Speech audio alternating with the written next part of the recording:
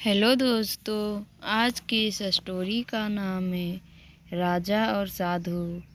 राजा विजयभान एक बड़े साम्राज्य का राजा था।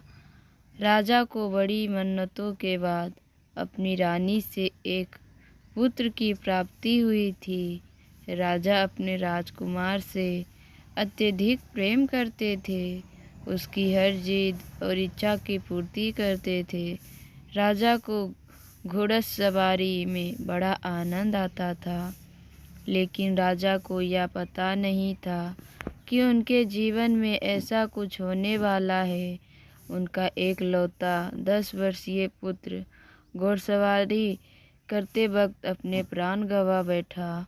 एक दिन प्रशिक्षक साथ घोड़सवारी करते वक्त एक दुर्घटना में उसके प्राण चले गए।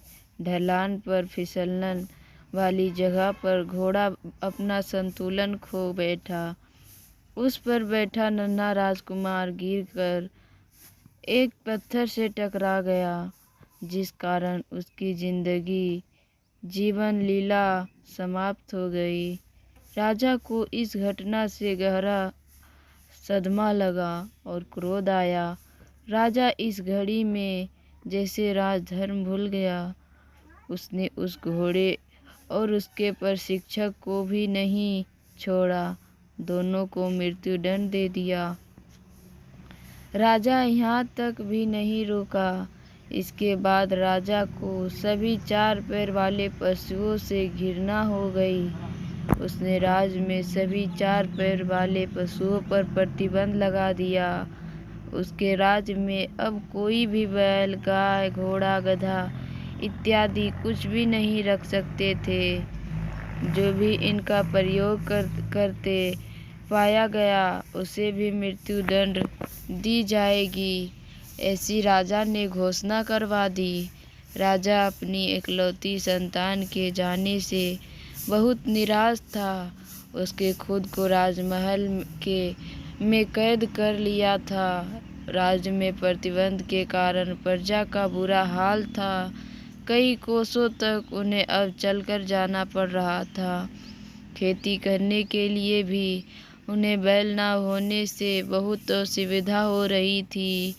दूध दही का अभाव हो गया। बैलगाड़ी, घोड़ा और गधा गाड़ी की जगह मनुष्य गाड़ी का प्रयोग हो रहा था। पशुओं के न होने से कई की जीविका चली गई।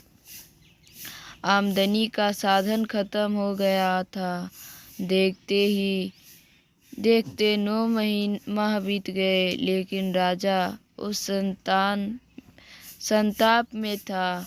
प्रजा दुखी, कई निर्धन हो गए थे। भूख से कई जानें चली गई। प्यार को समझाती एक प्यारी कहानी।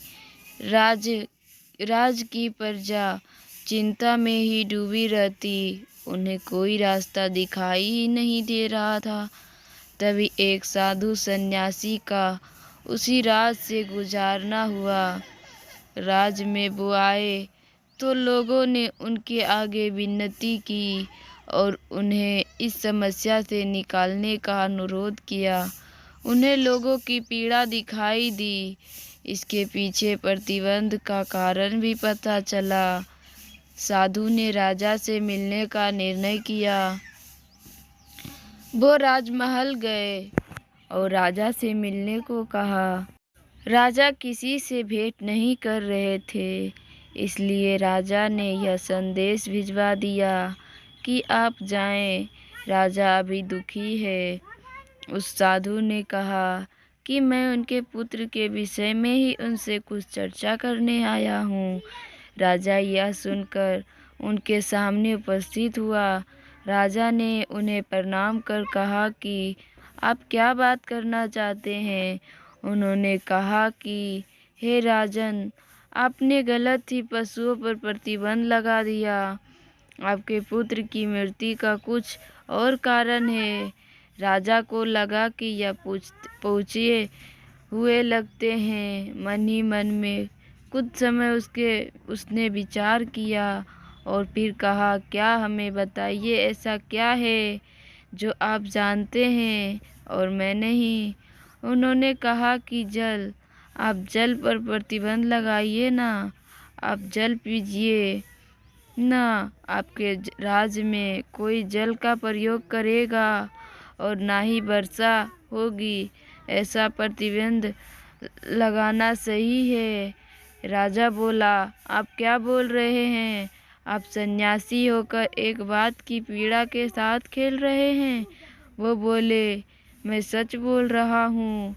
घोड़ा अपने आप नहीं फिसला, वहाँ फिसलन थी, क्योंकि घोड़ा फिसलन से फिसला और वो जल के कारण होती है। वहाँ आप भी जाकर भागेंगे तो गिरेंगे, तो फिर घोड़े का क्या दोष? राजा सोच में पड़ गया।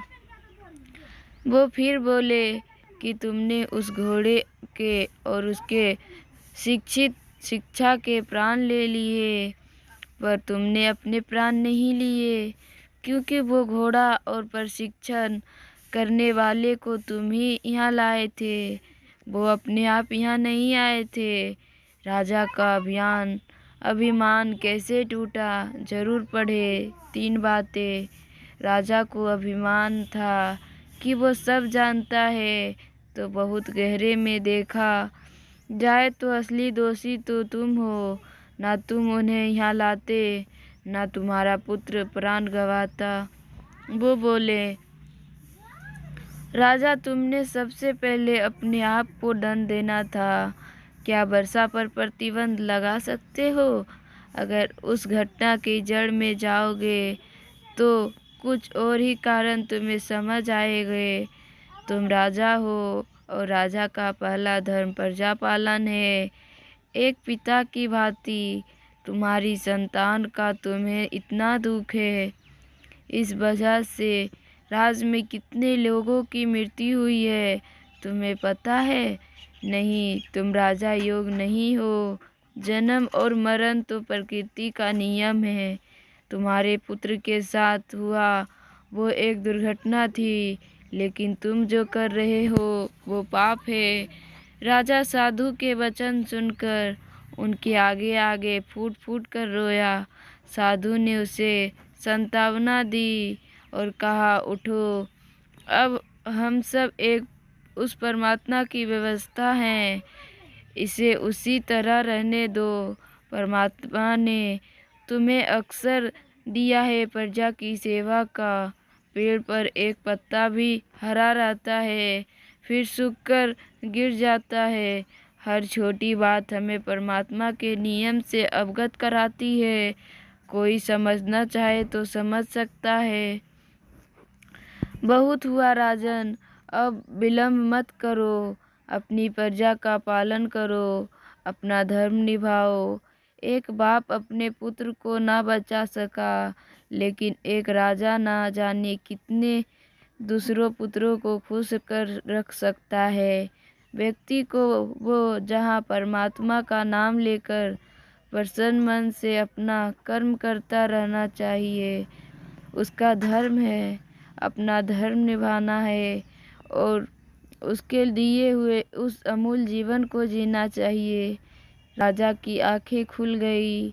अपने इस कृत्य के कारण उसके राज्य में जो हानि हुई थी वो उसने पूरा करने में लग गया। धन्यवाद। अगर मेरी कहानी पसंद आए तो मेरे चैनल को सब्सक्राइब कीजिए और मेरे वीडियो को ज़्यादा से ज़्यादा शेयर कीजिए। धन्यवाद।